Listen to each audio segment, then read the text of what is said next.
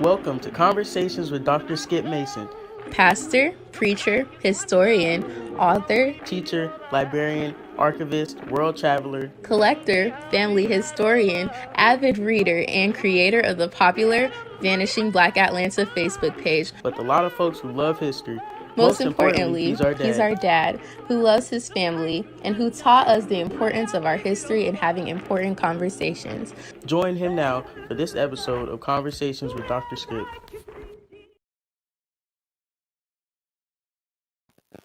Well, let me say good evening to all of you.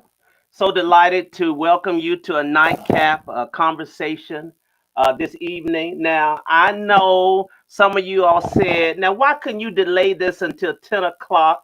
Because Greenleaf is on. Like, I don't know that Greenleaf is on. Like, I don't know that you can record it and you can see Greenleaf anytime. So, any rate, and plus, Bishop Lionel Jeffries is gone now. He I think he died in the last season or the season before that. But Tim Reid will tell us about Bishop Jeffries. But I'm so glad to welcome to a Nightcap Conversation my good friend and my brother, the wonderful actor, producer, writer, director, studio owner, world traveler, husband of Daphne, a father. I think he's a grandfather. All of those kind of things.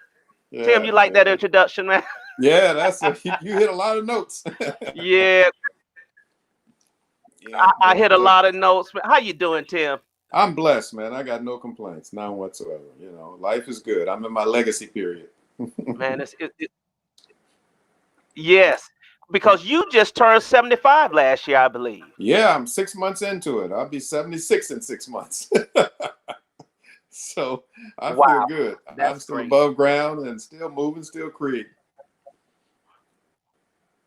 Where you're looking good, and as I said to you earlier, Daphne really tied that scarf well for you. Nah, this is from one of my travels. I don't know what country I got this one from. It's not from Ethiopia, is it?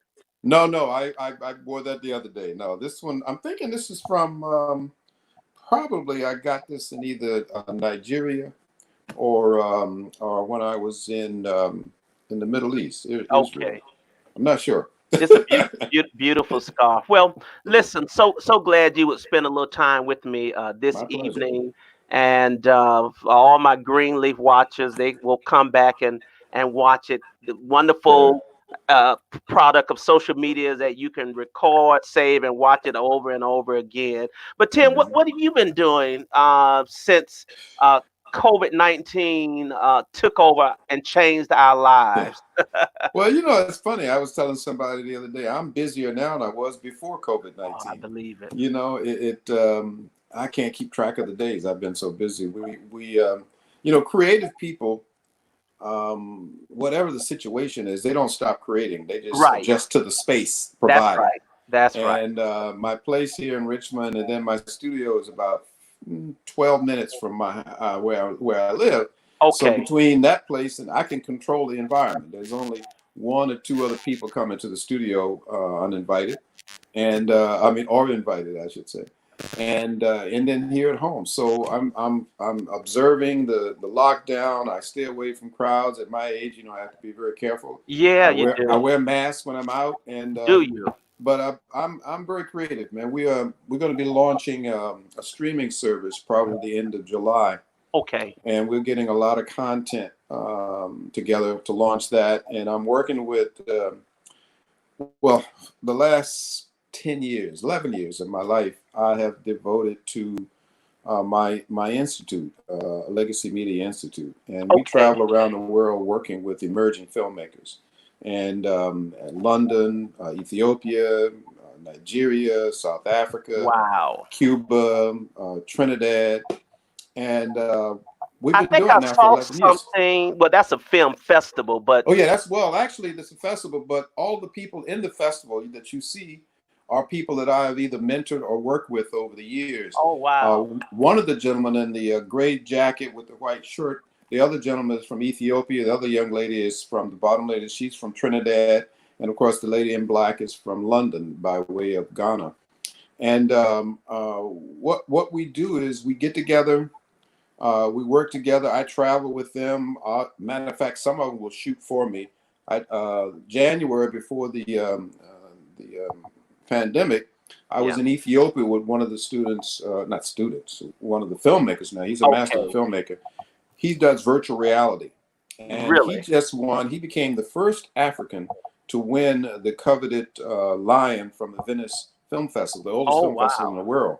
First African to win the Lion, and he won it for a virtual reality short, a very movie that he created on the women of Chibok. Chibok is the main village where the women were kidnapped about 5 years ago. Yes, I recall. Over 500 of them.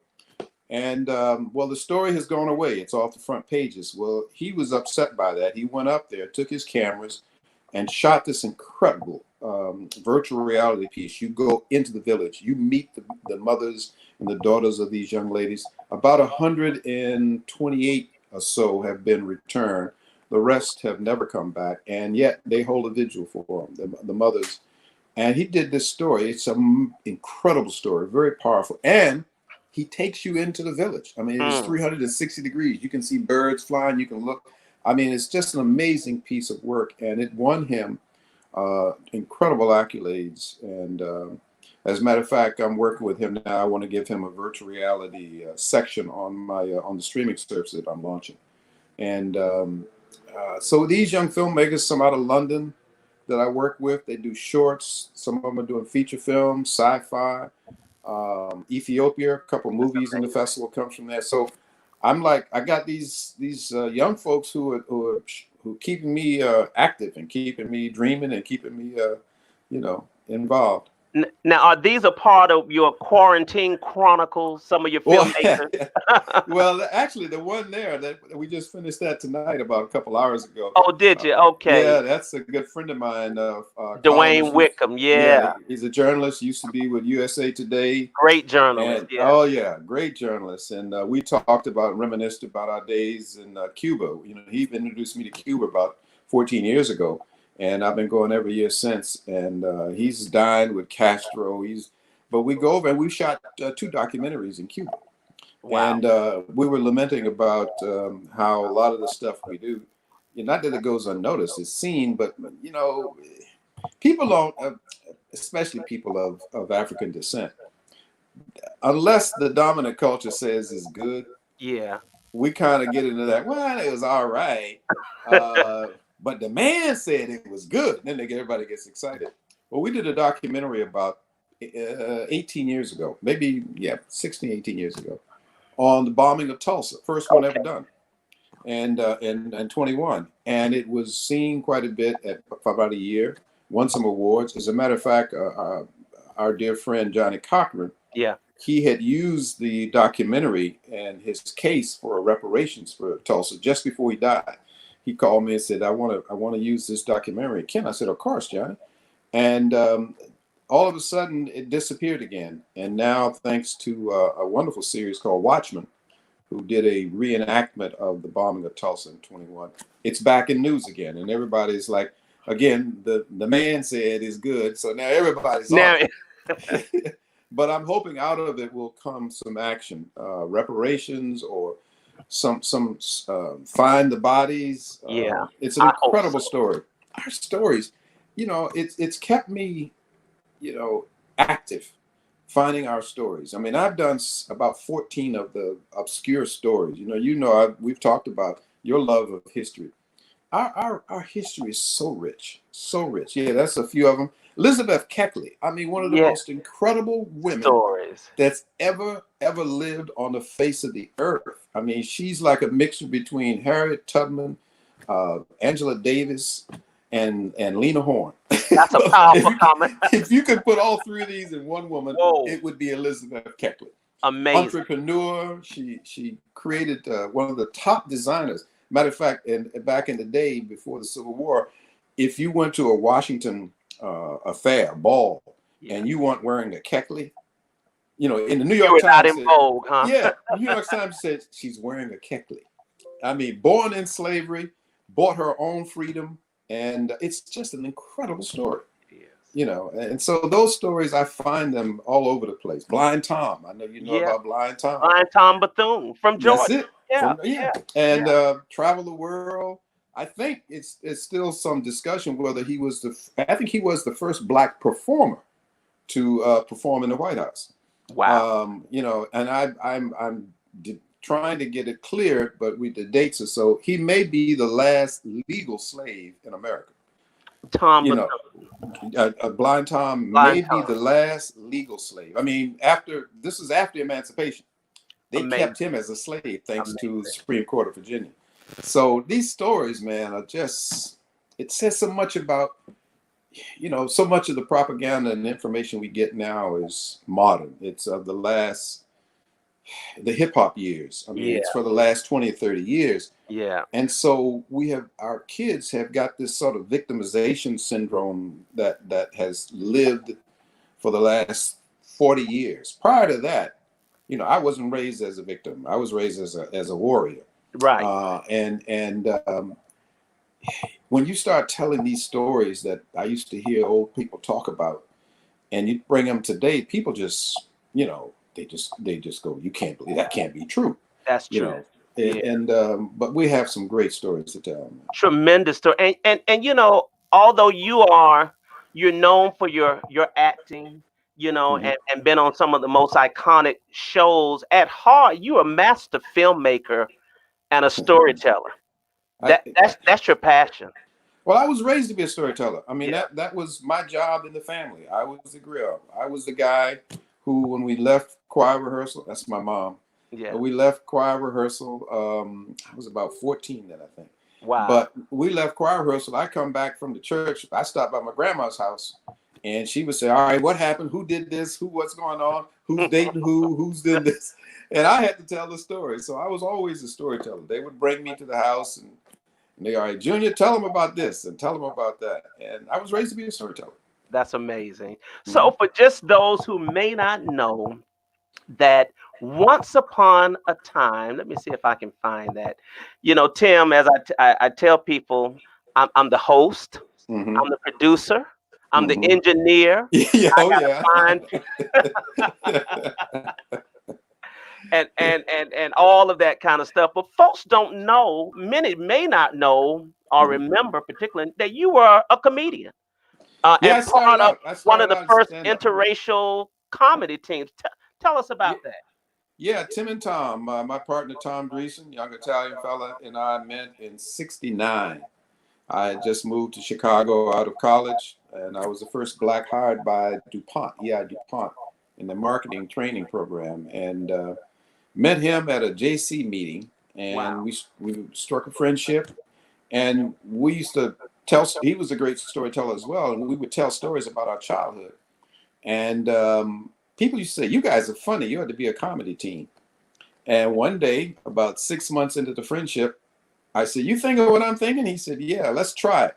We weren't thinking about black white. We were just thinking about Sure. let's go out and be a comedy team. There was some novelty to it because you got to Right. remember back in '69 and '70, there was a whole lot going on in America, A lot. and so Vietnam protests, racial issues, and so we said, "Let's do it." And that's how we started. We did it for 6 years as a team, the first and only authentic black and white comedy team. We did television. We did Merv Griffin, David Frost show. We did a lot of stuff, That's but amazing. America wasn't ready.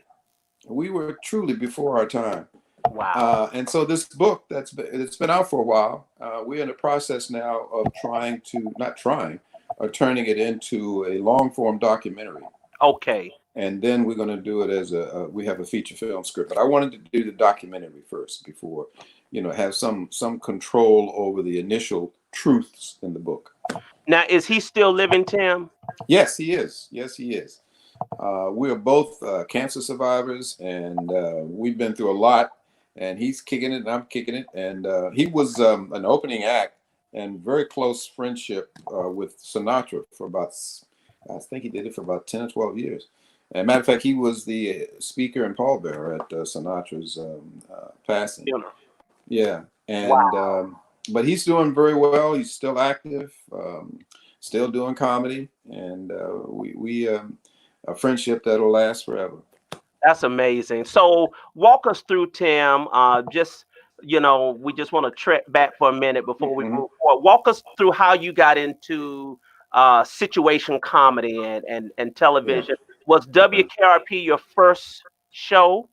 No, no, not it wasn't. It was the first successful show. In Right. other words, longer than a year. Okay. But I used to do what we call pilots. I don't know if they Okay. still call them pilots, but we I did a lot of pilots. I did so many pilots. I think I qualified to fly a plane. But there's a little known fact, and I don't push it because I don't want to try to prove anything. People say I don't believe that, so I get tired of telling it. But no one in the history of television, no actor, black, white, male, or female, has done as many television series as I have.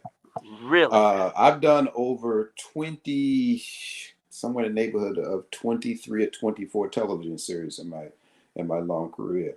Wow. And but again, they were not all long series. Some of them were a year, some of them were 6 episodes, some were 4. But I was very blessed. I went to Hollywood at a time when uh, Hollywood needed to expand its horizon if it was going to stay in the business.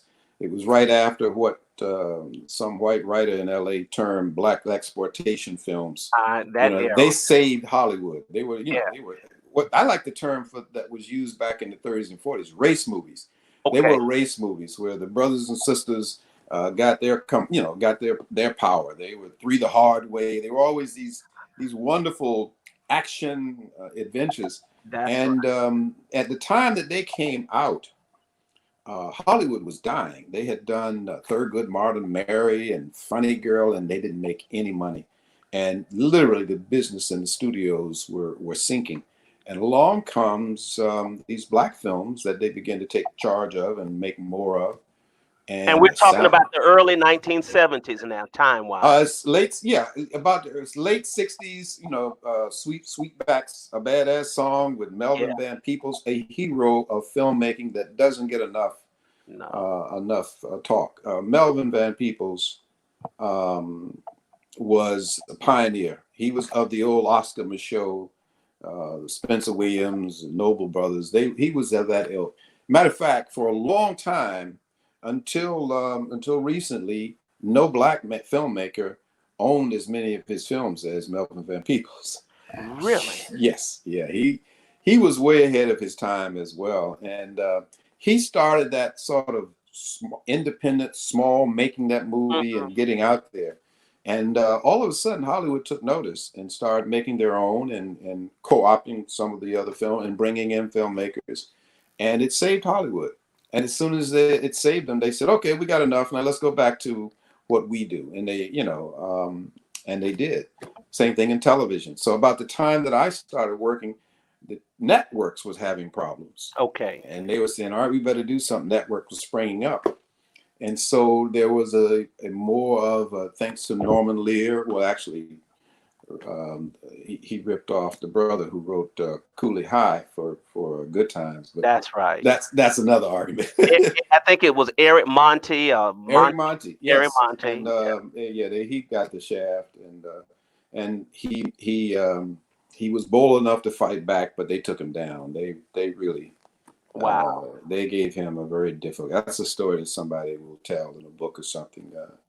Is he But still anyway, living, Sam? Is he still living? he was on. I bumped into him a few years back, and Okay. he was actually homeless for a while, and I think he lost the lawsuit, or no, I take it back. He won, but what he won was ridiculous compared to what the Yorkin and Lear and all those people made. But I think he got it together. I think he's doing a little better now. I believe he's still alive. But that era with television, What's Happening, That's My Mama, That's My Mama. all Yeah. those shows, and I was on all those shows as a guest star, and not guest star, guest actor, I should say. Okay. And then finally, I started doing a series. I did a thing called Easy Does It with Frankie Avalon and Annette Funicello and the War Babies. It was a sketch comedy, and they saw me on that, put me on Rhoda, and then some other shows. And then suddenly, I did Marilyn McCoo and Billy Davis show with Jay Leno and Yeah. David Letterman, and we would, and then we went, and I heard about this. I was doing a pilot with Cheryl Lee Ralph. She had just come to Hollywood. She was 19, and What? everybody wanted her. So they created a show for her called Looking Good, and the premise was she owned a beauty shop that we were part owner of a beauty shop. No, she worked for me. I'm sorry, the beauty shop that I owned. It was on the border of what say.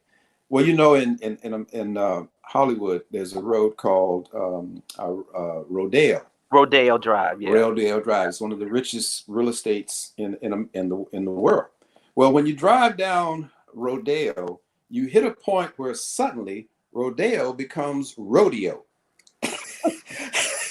Is that the Negro section of town? That's what they call it. That's what they've been calling it. So you go right past Rodeo it, to you rodeo. cross, yeah, you cross La Brea, and suddenly it's called rodeo. That's funny. Going north towards the white neighborhood in Beverly Hills is called Rodeo Drive. Rodeo Drive. It's rodeo down there. Well, the concept was this beauty shop was located right at that junction. That's so my right. customers were, upscale white women and sisters from the hood. So I would have this thing where I would go, "Hello, so good to see you, Cecily." And then, "Hey, mom," it was that back and forth thing where I would go into that continental sort of dialogue and putting on airs, I should say. And then I would be with the sisters. Yes. Well, we started rehearsal on the first day, and it was 50-50 of my dialogue, 50 continental, European, Black, and the rest was yo mama, yo mama. Right. Around the second day, it was, about 40% continental and 60% yo mama, yo mama. Okay. About the third day, it was 80% yo mama and hello, Cecily. So the director and I got into a young white boy from New York. We got into it because he came up to me and he said, "You're just not Black enough." I said, "Excuse me?" "Well, that's a hell of a thing to tell me at this point in my life. Why didn't you tell me earlier?" Thought you were too refined. I wasn't hitting the yo mama the way. And so he decided to show me. He from New York. He had played basketball with Black people. He knew Black people, So he was a Black specialist. So he started doing this thing, and I was watching him. So when he finally said, "You know what? I think you're right. I think you should play the part. You're Blacker than I am." Well, that didn't go over too well. I'm sure. So the next day they called me and they said, "I'm sorry, Mr. Reid, but you're fired." And I said, "Thank you, Jesus. Hallelujah." For two reasons. One is when they fire you in America, they got to pay you instantly. Okay. And I was between jobs and needed that money to stay, So that was all right with you, huh? I was happy. I got my money, So I got my money. I went home, and that Friday, over the weekend, Friday, I started realizing I'd never been fired from anything in my life. I had never been told, one, that I wasn't Black enough, and two, that I couldn't cut it. And it really bothered me. I thought, my career is over. I didn't even get started yet. And I had a dream. And in the dream, my grandmother, who raised me, she appeared to me in the dream. And I went towards her. She said, "No, don't come first." She said, "I just want you to know, Junior, you're going to be all right. You're going to be all right. Don't worry." And I woke up the next day and relaxed. That Monday, I got a call to go read for a new show called WKRP in Cincinnati. Isn't that? And I said, "All right." So I go to the reading. I get the script. In the room, everybody that's ever been an actor Black. It was like 8 to 80, Blind, Cripple, or Crazy. They were just everybody. Lined up. Everybody who ever acted before was in for this one part. You name it. I can't even think of the actors. Glenn Turner, everybody was in it. Everybody. So I go in and I was like, "Oh, man." And they gave you the sides, about 3 or 4 pages you're supposed to read. So I get the pages. The first line of the description was, a Black man walks into the office wearing an ermine fur coat and a big hat with a feather in it. And the opening line was, "Yo mama." And I went, "Oh no. Here we go again. Here we go again. I just got fired." So I kept thinking, just get up and walk out. Right. That's all you can do, because I'm not going to humiliate myself, So I sat there and I didn't even read the lines. And finally they called me. I said, all right, what the hell? I got none to lose. So I go in, sit down in front of the man who created it. Grant Tinka's in there, a bunch of big executives, head of casting for the network, and Jay Sanders, who got the pilot for All in the Family. He is the pilot king. And I'm sitting there, and it just so happens the producer, Hugh Wilson, said to me, he said, so what do you think of the script? And I'm going, I come from a Black community. I've never been frightened of white people in my entire life. Right. I come from segregation. I didn't speak social to a white person until I was a freshman in college. Never worked for one. I lived in a completely Black colored town, right, southern town in Norfolk, Virginia. Yeah. So I had no fear. I mean, I was raised by people who were full of themselves, who felt that they were kings and queens. They were just like, so I was like, hey, I can outrun them. I can outfight. I can, so right. I'm not afraid. So I said, let me tell you something. I said, I know a lot of DJs in my neighborhood because, those are the days where the radio station was right there in the neighborhood. You could go by the window and see Jack Holmes or whoever it was. Watch them spinning records.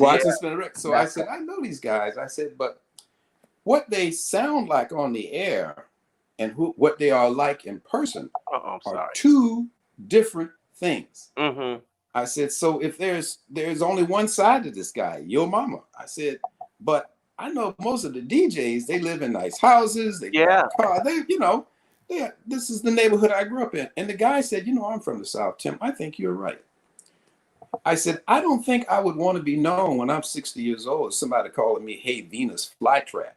And he laughed. He said, well, what do you think? I said, well, if the guy has a different life and da-da-da, so that there's some blend with the guy, okay. Right. He said, well, go ahead and read some. I said, well, I didn't study. He said, just read it. So I read it, and I left. I didn't even think about it.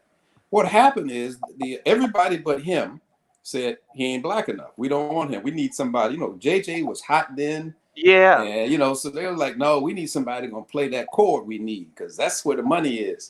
He said, yeah, but I like that. He's the first guy to ask to say anything about the character. And he's right. I know DJs, Black or white. So they had a big argument about it. He said, okay. Then finally he made a deal.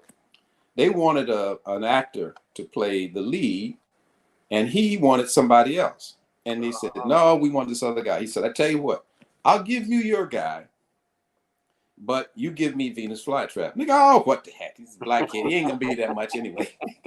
So that's how I got the show. And and the thing that's really funny, had I not been fired that Thursday, I would not have been able, my contract would not have been able to let me do the KRP part. So my grandma was right. Your grandmama came. Tim, listen, I love those kind of stories. That's a true story. I believe it. That is tremendous. So you were on WKRP for how many years? 4 years. It should have gone 10, but we were on 4 years. But it was a radical show. We did things and frustrated the network because of the kind of shows we did. Yeah, you pushed the envelope to the edge. We pushed the envelope. Yeah, we really did. And we were the first show to do anything on Vietnam. I played a deserter from Vietnam, but it wasn't deserting the army. It was deserting, going back to base once I had been released. Oh, okay. And it was called Who's Gordon Sims? And I won my first acting award from the Marine Corps down in San Diego. But the show was always breaking ground. Always, we did a show on the Who concert that many people were killed on in Cincinnati that year. It was a very tragic event. It changed the course of festival seating and all that kind of stuff. Wow. And they didn't want us to do it. I mean, it was literally, they had to show the show to the city council of Cincinnati. And if they said no, the show would never have aired. But the people in Cincinnati looked at this show and said, oh my God, this will help healing. And that's how that particular episode got on the air. Isn't that something? Yeah. Wow. And to tell you something, a little side story to that is, years later, the show is off the air. It must have been 10 years later. I'm in an airport in Cincinnati. And a gentleman walked up to me, white gentleman walked up to me, and he said, Mr. Reid? He said, yes. He said, may I speak with you? I said, yeah. He said, I want to thank you. I said, for what? He said, you did a show called WKRP. I said, yes, I did. He said, you guys saved my life. I said, what do you mean? He says, I'm the concert promoter for the Who concert. And I was so hurt and of the tragedy that thing caused that I was contemplating suicide. He said, and I saw that episode, and I said, I have too much to live for. You never know the power of television. Sure don't. You really You don't. never know. It is so convincing. I have folks in the comment section talking about, can he talk about Frank's Place? It's coming, y'all. It's coming. Yeah, So Frank's after Place. WKRP, what was next for you? Let's see, after KRP, well, I never told anybody this part of the story. I don't know why it jumped in my head.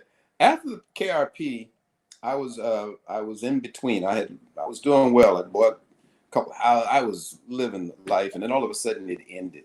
Yeah. And I was very frustrated. And I had cut my writing teeth and my producing teeth on KRP. I produced a couple episodes. I wrote like 3 episodes. Oh, really? And carried it through. Yeah, and carried it through the whole process of delivering that's it to the good. network.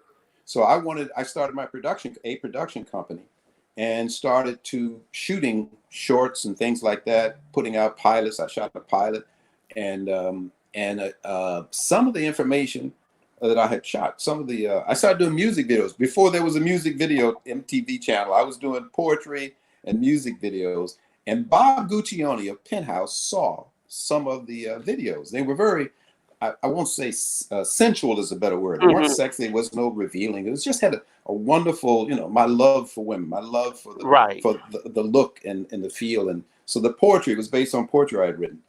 And he saw it, and I got a call to go to New York to meet with Bob Guccione. And he handed me his magazine, Penthouse magazine. He said, "Can you make this a 1-hour show?" And I went, "What?" He said, "Yes, can you do this?"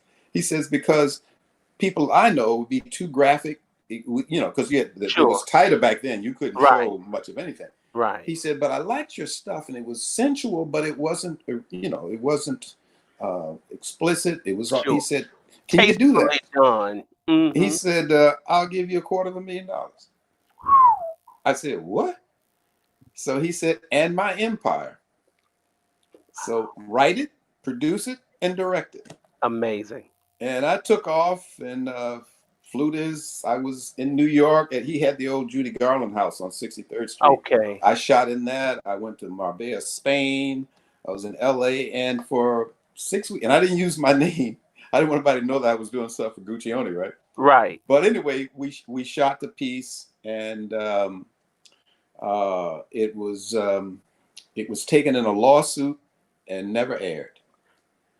But it kept me going. And then after that, while I was shooting that, just come back from Spain, my manager called me and said, "We need you to come to California." I said, "I'm shooting in New York with Gucci." He said, "No, we need you to come to California."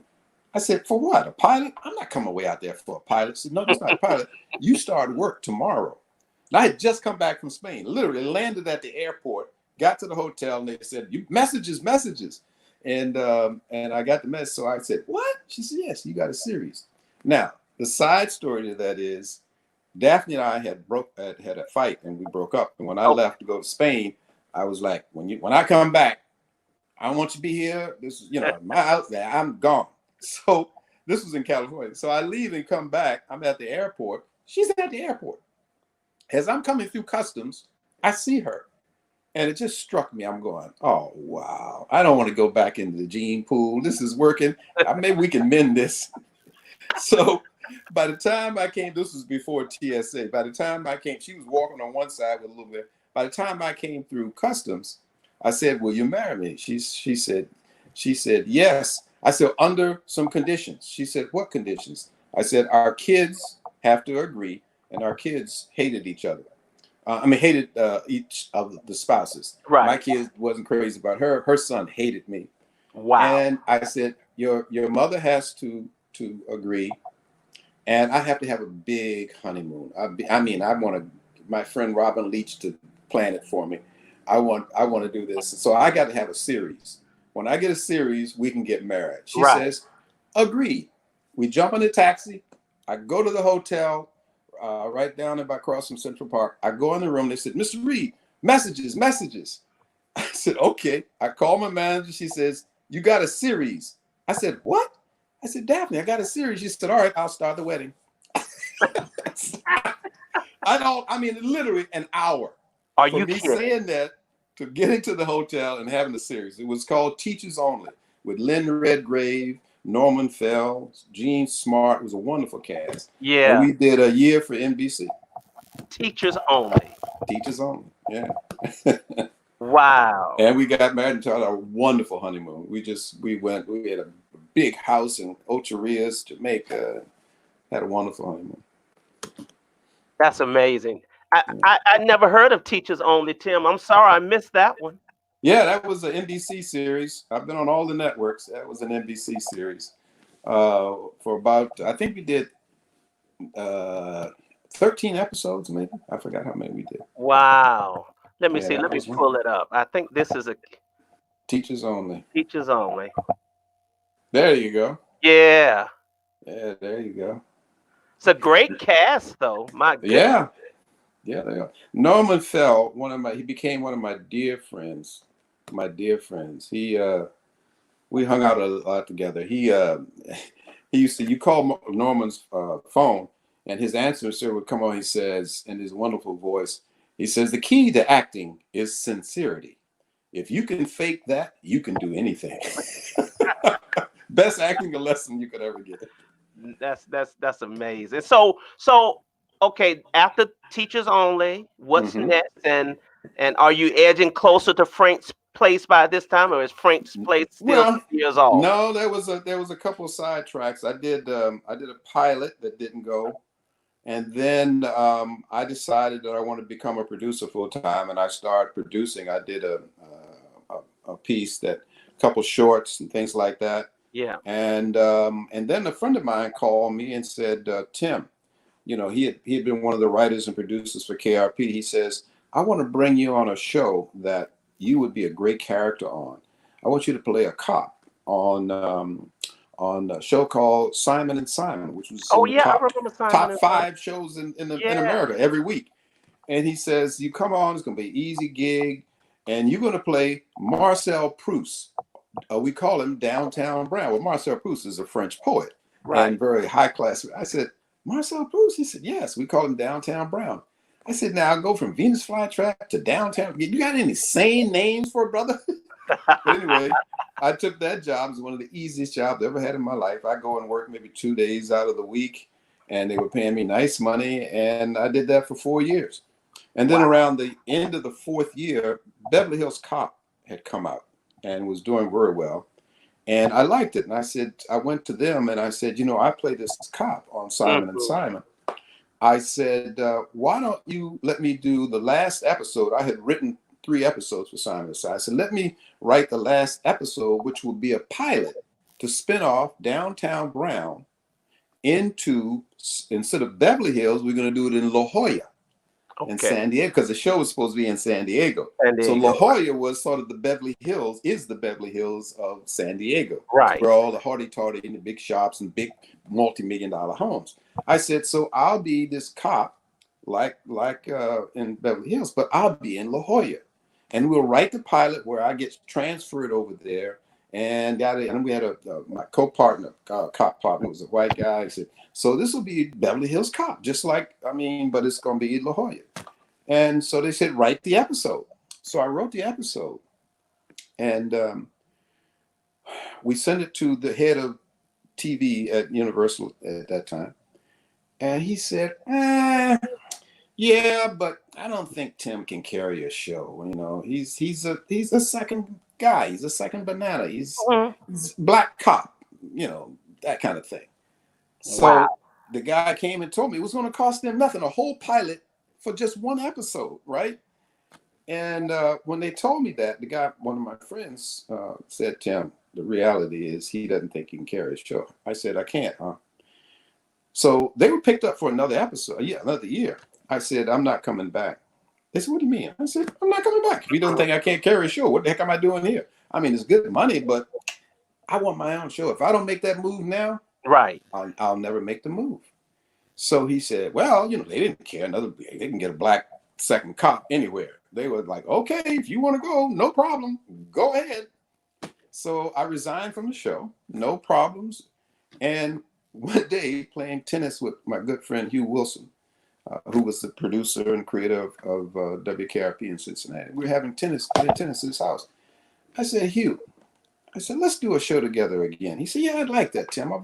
He won 2 Emmys with shows based around my character. He says, Mhm. you man, I always had good luck with you. Yeah, let's do that. He said, what do you want to do? I said, I don't, my father had a restaurant and a bar for a while. It didn't work. I've always got that in my blood. I want to do a show. So where? I said, New Orleans. I love New Orleans. I mean, one of the best times of my life was spent in New Orleans for 2 weeks when I was working the Playboy Club there. He said, all right, boom. What are you going to call it? I said, I don't know. And he said, well, let me come up with a name. He came up with a name called Frank's Place. Wow. Frank's Parish.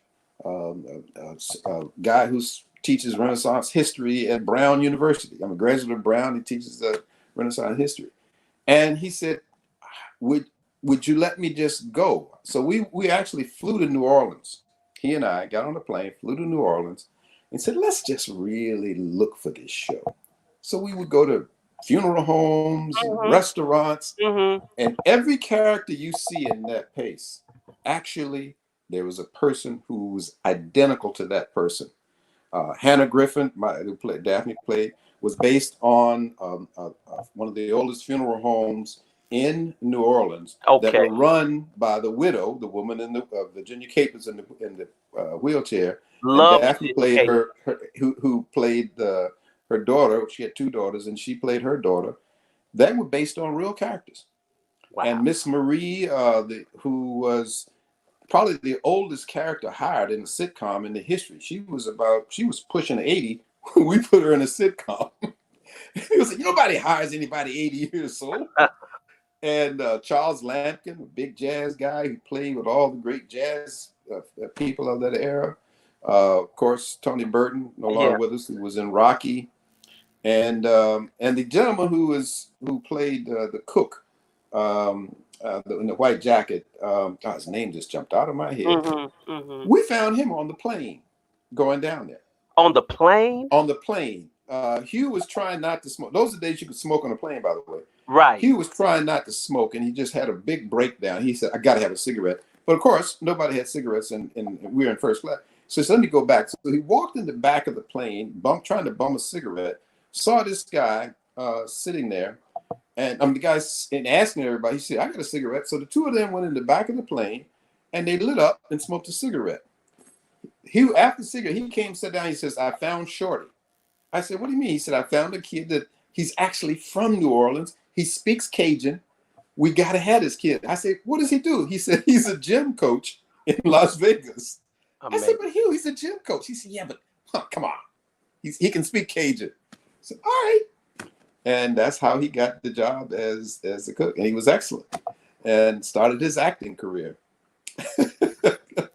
So the show was, I remember when the first time I read the pilot script that Hugh wrote. We talked and we went around. We stayed in New Orleans for about a week, just finding people and soaking up the atmosphere and where the place was going to be. And we went back, we exchanged our notes, and then he went away and wrote the pilot script. We were both exec producers, but I wanted him to write the pilot because he's one of the finest writers I've ever known in all my career. And so when he gave it to me, I read it and I was stunned. I was like, Hugh, I know these people. I know they lived in my neighborhood. Yeah. I know these people. I know this community. I know these people. And we talked about how they would dress because, and all of that. I said, but Hugh, I can't imagine that America is ready for this. This kills every stereotype that's known in any sitcom that's ever done. You know, he said, I know. He says, I don't know if it'll go, but will you stick with me? I said, you got me, man. This is my culture. Yeah. We submitted it, and there was a lot of consternation, a lot of concern. And Kimball Masters, who was then president of the television division, he said, I like this. This is so different. And then there was a kid who actually had spent some time in New Orleans. He was VP of something. And they said, let's give this a shot. Wow. And we shot the pilot. And once the pilot was seen by the press, it was huge. I mean, Was it? you should see the reviews. I mean, I got a book that's the size, bigger A than the review. Bible. Just, and every newspaper, Wall Street Journal. This was before it was even shown. They were taken aback by this, and also we created the term dramedy, which I Dramedy. hated. Yeah, it was not a comedy. It was not a drama. It was a dramedy, which ended up being a curse for us. But You didn't like that term, did you? no, it stereotyped us into something that didn't have a place in television. We Right. didn't have a laugh track. This is the first show since Lucille Ball that didn't have, quote, why ain't Lucille even put in a laugh track? Yeah, we didn't have a laugh track. The show, we tried to put a laugh track in the show. It spit it out. I'm so glad you didn't. It spit it out. The show just wouldn't accept the laugh track. So we stood by it. They wanted us to put one in, and it just didn't work. So they said, all right, you got it.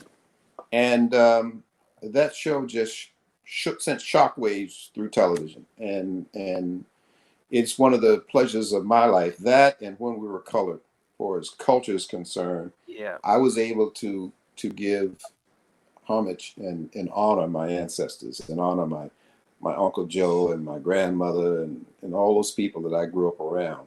Those two shows. When We Were Colored was amazing. Cliff Talbot's book. Yes. That was such an amazing movie. And kudos. So you did about 2 seasons with Frank's Place? No, we did. Well, actually, we were picked up for a second season, but they canceled us the day before we were to start taping the first episode of the second season. And I'm looking, you won an NAACP Image Award. You were nominated for a Golden Globe Award for Best Television Series. Yeah. Primetime Emmy Award nomination. 2. I was nominated as a producer and an actor. And they canceled it. They canceled it. They canceled us. And the week that they canceled us during the summer, we were #1 in America. Yeah. Wow. Go figure. My cousin Tim said that there was an episode called the Capital C Club episode. Yes. Sparked so much discussion and debate in my Afro-American course at Harvard. We loved the show. Yeah, it was the Capital C Club. Ron O'Neill from Superfly. We brought him in, and he did an incredible job. And it was a little bit based on my life as being the first Black hired by DuPont. And the first Black to walk through the doors of the country club at Brandywine.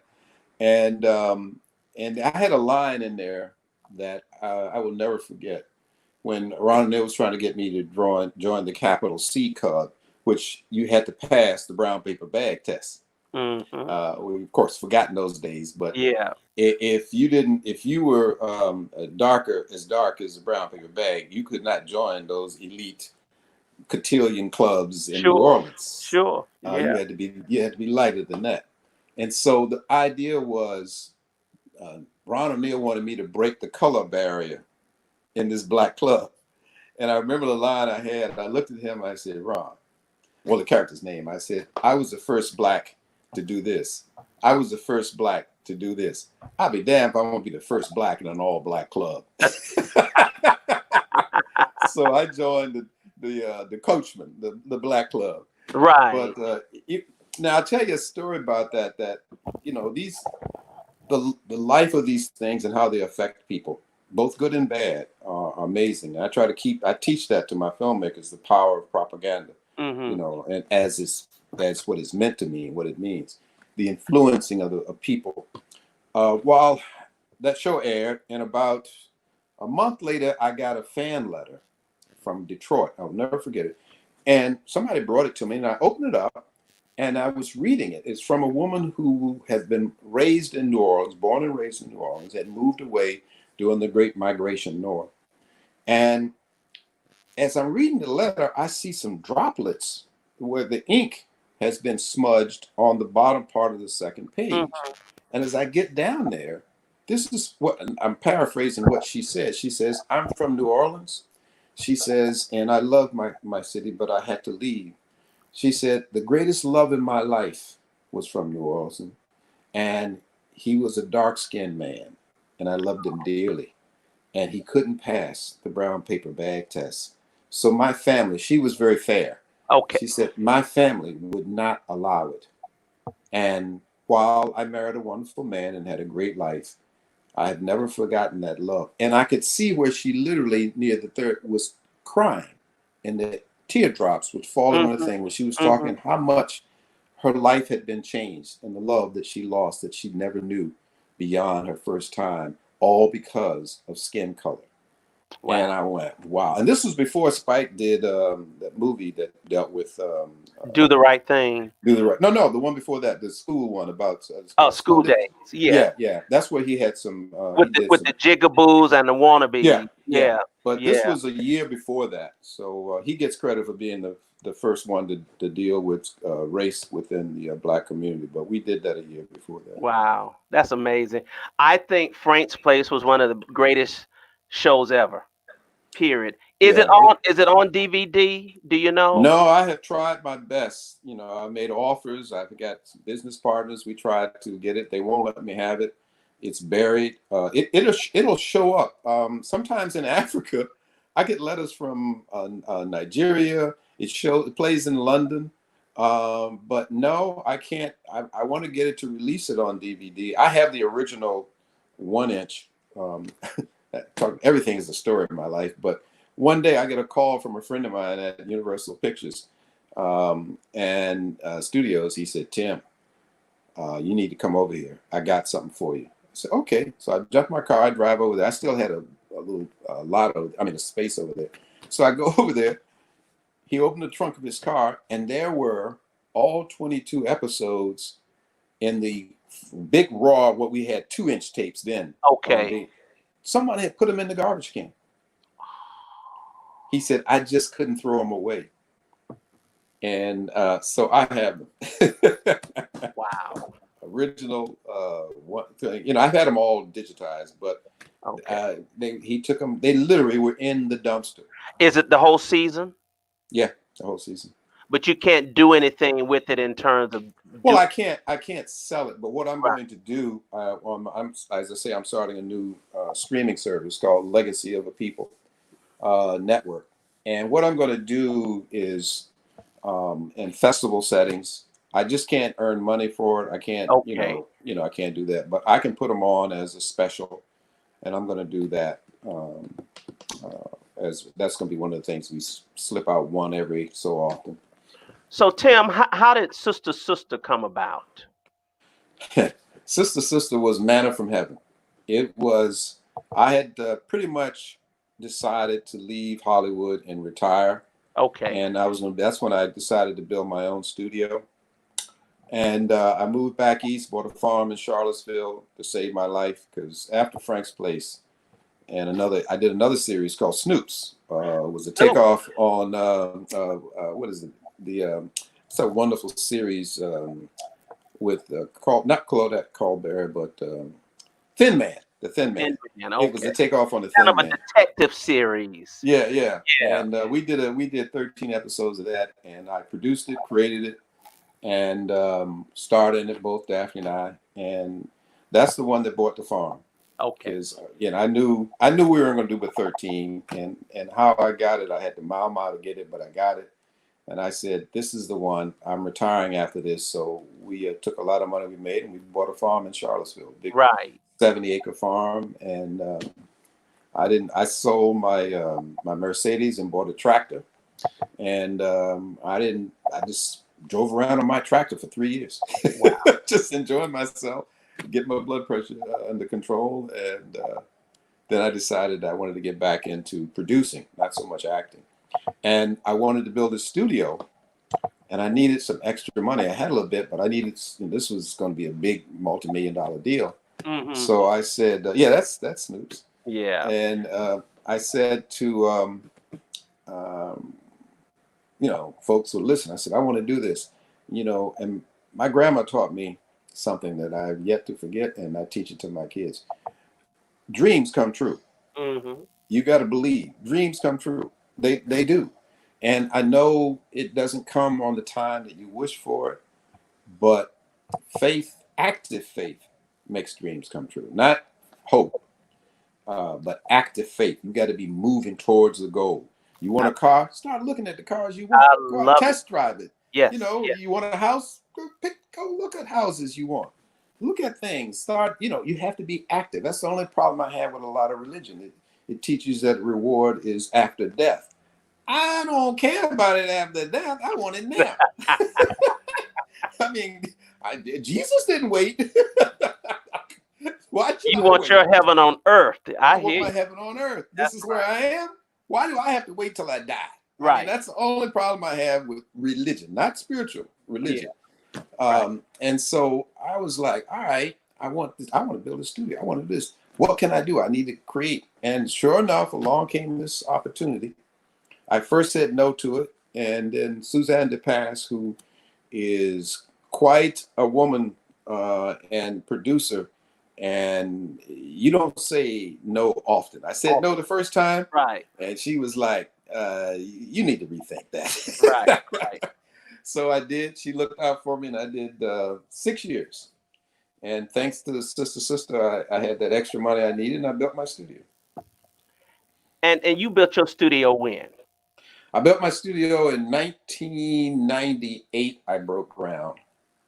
And I sold it in 18 years later. Wow. And folks don't know, and this is not taking anything away from Tyler Perry, Oh no, not at all. but the thing about it is that it is often advertised that he has built the first studio, and that's not true. Neither did I. People forget. You know, Well, that's why Oscar Michaud had black a people. studio. Well, there were several. Oscar Uh-huh. Michaud had a studio. Spencer Williams, the Noble Brothers. I mean, there were so many black studios starting Right. at the turn of talkies back in the late 1918, 1920s, all the way up till 1953. Wow. Oscar Michaud made his last movie, Betrayal. It was the first black movie to open on Broadway, in a Broadway theater. That was his last film. He shot most of his movies in New Jersey, across the water from Manhattan, where all the studios, Paramount, United, all those studios started there. Then Right. they moved to California. So he took over one of those studios and shot many of his movies there.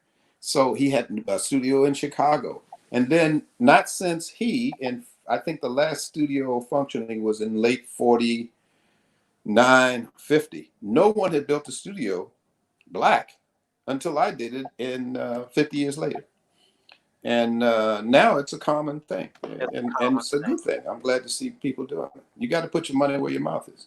I agree. Your studio was called New Millennium. New Millennium. I didn't even think the name would be available, but this was, again, we did it before the millennium came, and we call it New Millennium Studios. And we built it from the ground up, 50-something acres. Yeah, that's our main building. Yeah. And it was a dream that I believed would work. I couldn't convince enough people, black or white, to take up the dream. Okay. And that's why I give respect to Tyler. Tyler came to my studio, by the way, when he was first started doing his plays. Did he really? Oh yeah, he come to my studio. When I saw his studio, I cracked up because he had the south facing of the White House, the north facing of the White House. Yeah. Well, I had one too. He saw that on my lot. I had a back lot, New York Street, and I had the White House. And then I had the Oval Office. He has the Oval Office.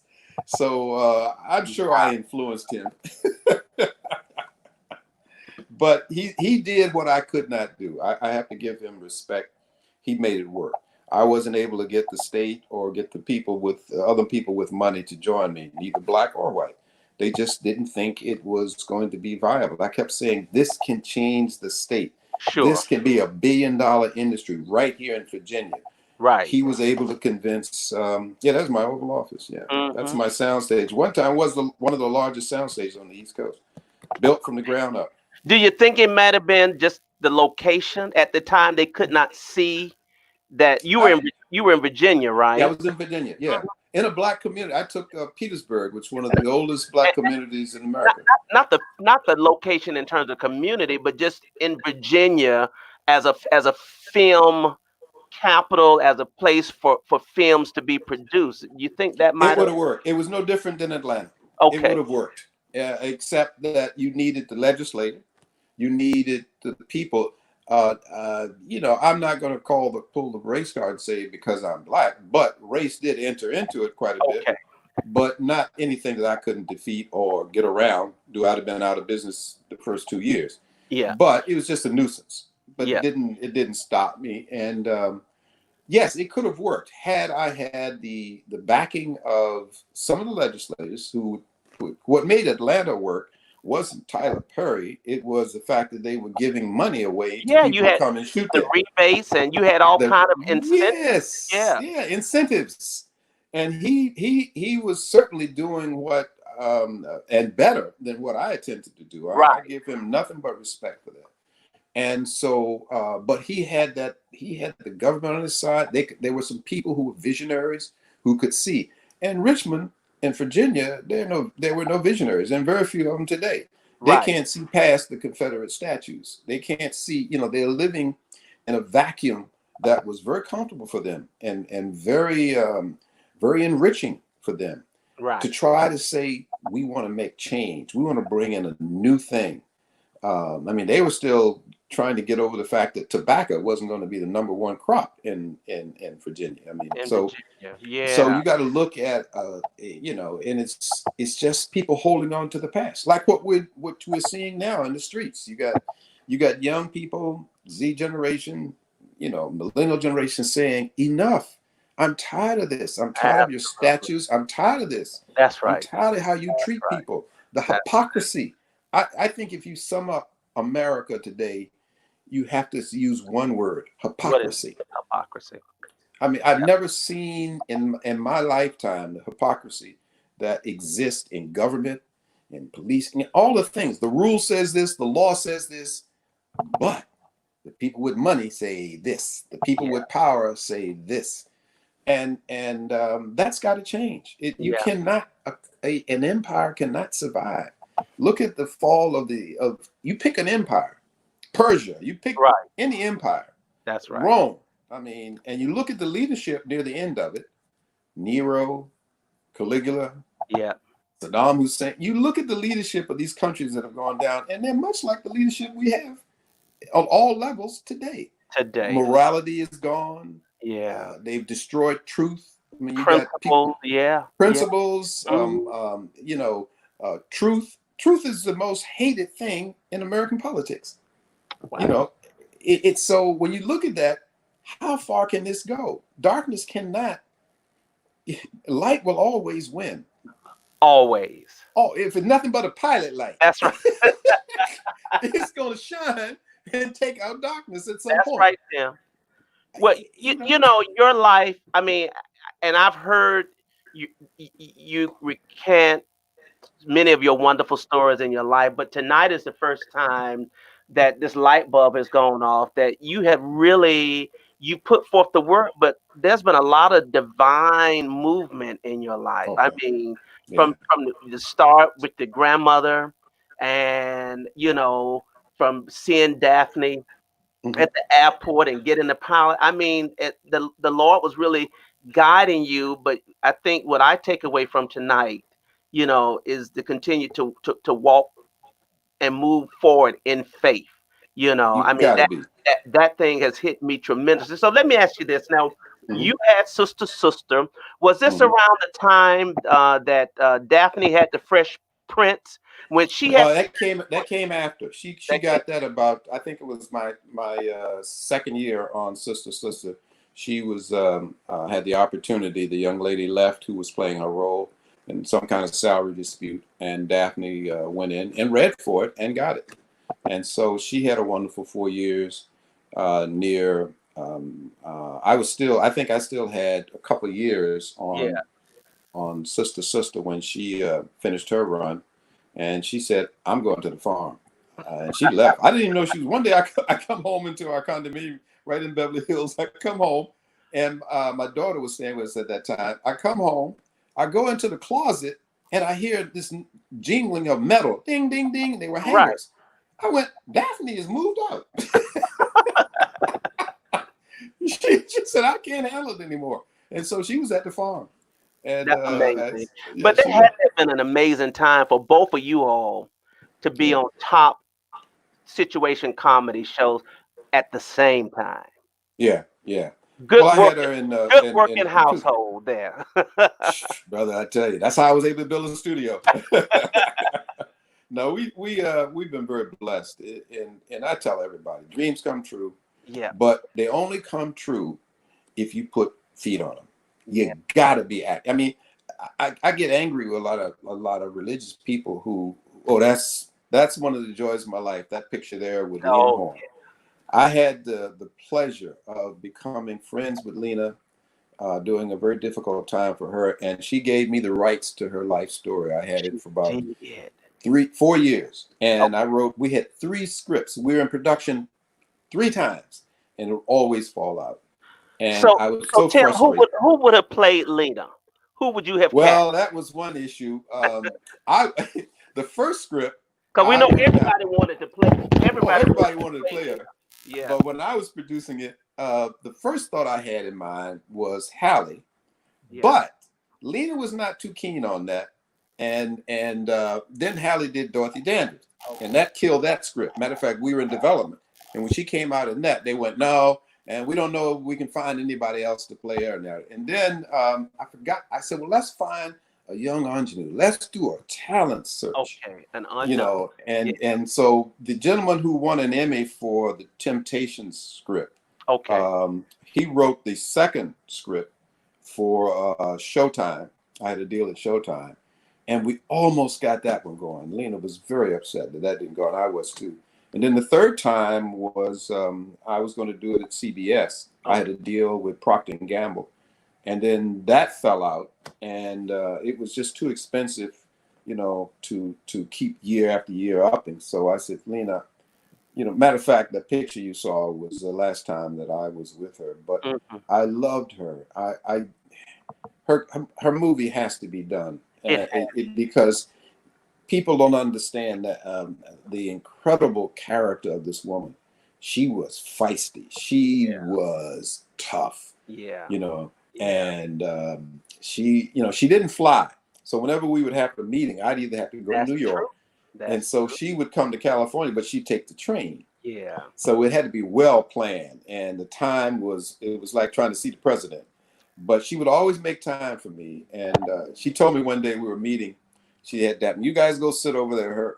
Her manager at the time was Sherman Sneed, and Daphne had to go sit in another room. She says, we have to talk. So we sat Okay. down, and she would tell me stories. And she looked at me. She says, I want you to play my daddy. I said, what? Really? Yeah, she said, you remind me of my daddy. I said, Wow. you got it. I was talking about lifting me up. I walked out of there on a cloud because Oh, I knew I'm how much she loved sure. her dad. Her dad was a tough hombre. He was a hustler. He worked for Dutch Shoots during the heyday. And but I have 3 scripts, never able to get any of them produced close. And then I gave up and somebody else tried it. Janet Jackson was going to play her, and then I knew she had Janet that, was interested. yeah, Well, had Tim, that untimely display on Super Bowl, and that killed that. that killed that for her. Here's my Yeah. picture with Lena. Oh yes. This was in Atlanta, and Yeah. at a ball, the mayor's mass ball, and I had a Yes. copy Yeah. of her 1940 something's cover, ebony cover, and Yeah.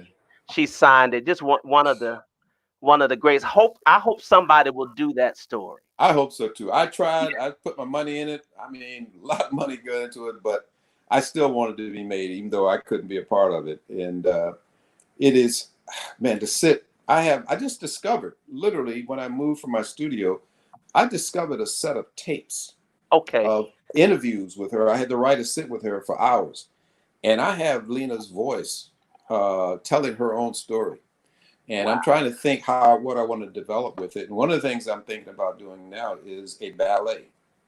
Oh, that would be cute. I'm working with a ballerina, and hopefully one day we'll sit down, listen to the tapes, pull out enough where Yeah. you can have this incredible interpretation of this woman through dance. But Lena, That would be amazing. Oh boy, I really hope that happens. I truly. Yeah, yeah. It's so many projects. It's like we're just I trying to saw make it this happen. picture of you and Mr. Clark Peters, Oh who is, yes, of course, in Defied Bloods now. yeah, yes. What a wonderful man he is. He was. It's funny. Again, you just never know life. I was watching him, and we were both in Treme.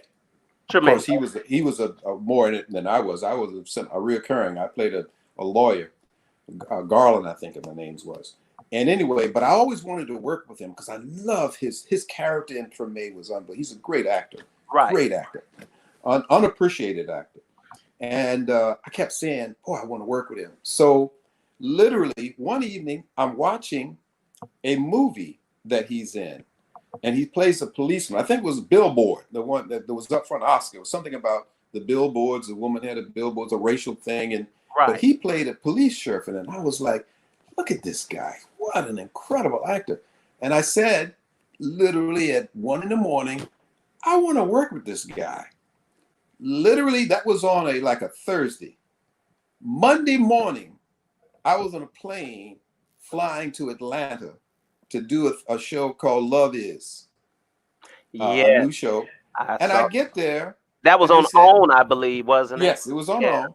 Yeah. I get there, and they said, here's who you're working with. And it was Clark. We did 3 or 4 episodes together. That's another series I was on. And tragically, that show was taken off for whatever reason, but was It was incredible such a show. great show. Such a Wonderful great show. show. But let's talk about a show that we all love, and I think this is Mhm. the last season. Greenleaf. Oh yeah, Yeah. yeah, Tell yes. us That tell was a us great about scene. that was a great scene. Well, we love seeing you and Lynn together. Well, funny that scene is cheating because I was watching as much as I was acting. I mean, when she turned around and said "Negro, please," I almost lost it. As a matter of fact, one time I couldn't hold it, but she tore that scene up. I have to say, I wrote along with her in that scene. Okay. She was. I mean, I knew black women like that. Right. Feisty. My mother was like that. My Yeah. grandmother was tough like that. And yeah, I actually enjoyed it. They killed me off Yeah, unfortunately. before. Yeah, but I enjoyed it. I think it's a great series. I enjoyed it. How can I say? The acting is unbelievable. Yeah. And a good friend of mine directs quite a few of them, Charles Randolph Wright, who was one of the writers on another show that I created and acted in occasion, but I directed most of them, was called Links for Showtime. I remember About that. a bar. I remember We did about 33 episodes of that show. During the holidays, I saw you. I think you did a Christmas. Oh yes, Yeah.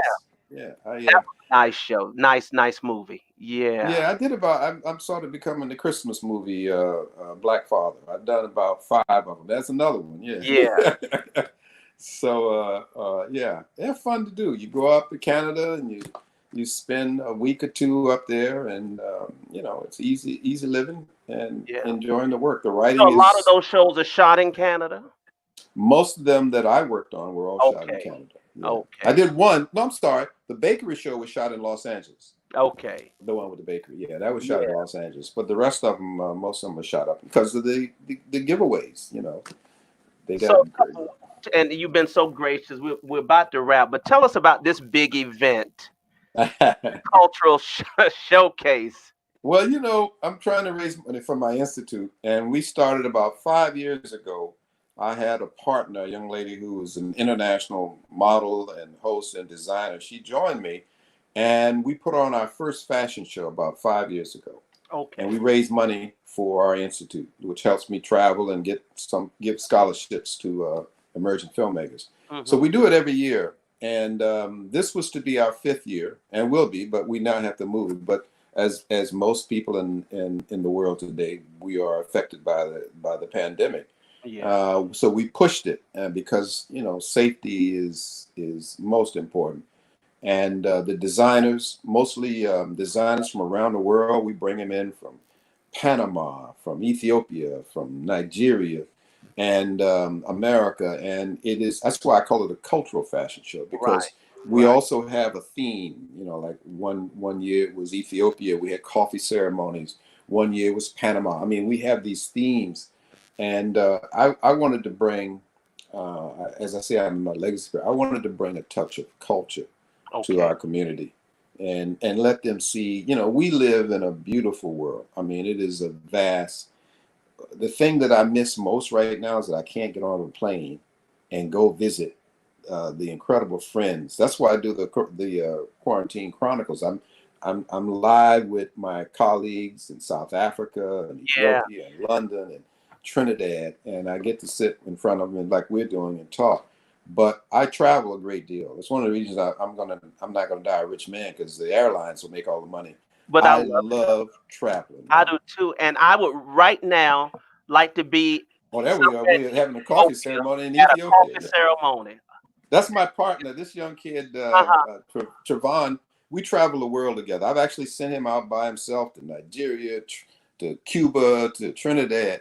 He was one of my first students about a little over 11 years ago. One of Okay. my he was at Virginia State, sophomore, and I was so impressed with his focus and his commitment to the task. You don't find that in a lot of young people in sophomore year in college. No, you don't. And that he stayed with me, and he after graduation he said, I don't want to go to New York, back to New York. He's lives in New York by way of Trinidad, but he said, I want to learn about this business. I want to build a career in this business. So I took him on, and we've been working together now going on 10 years, Wow. and we travel the world together. I mean, he is one of the most dependable, loyal people that I've ever had the pleasure of knowing and spending any time with. I That's can send this guy away. I mean, one time I sent him to Cuba. He didn't have all the information, and I don't know how he found these people, but he did. yeah. Nigeria. He was just in Kenya, and truck broke down. Whatever he was riding on, he wanted to go to a safari, and almost missed the flight. I mean, he's like MacGyver. He Oh, wow. will make it happen wherever he is, Yeah. I and tell he you. does good work too. He's a good Well, filmmaker. you have inspired so many. Someone asked, "Is there a possibility of a sister reunion?" As you all There's had been that talk of conversation. it, but I don't know. I mean, I hear about it, rumors, and then they disappear, and there was talk, and then they disappear. I don't know. If they call me and money's right, I'm there. Yeah, I know that's right. That's right. Well, my friend and brother, thank you. And brother, you brought me in, brother. You Wait, wait, brought wait. me in. I had to. Let's see. Let me find that picture here.